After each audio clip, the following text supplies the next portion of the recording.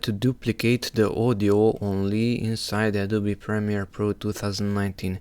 So in this portion I had some talking that was not related to this video, and thus I reduced the volume to 0, and I want to replace only this audio with a portion from this one.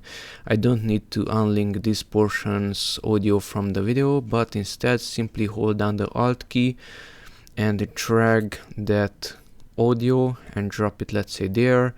Select which portion to keep from that audio, let's say that one, move it there and move it exactly to the beginning, and simply drag and drop this one onto that one, and that's it. If you want, you can select them and Ctrl+Shift+D on the keyboard, and it will also add some crossfades, and voila,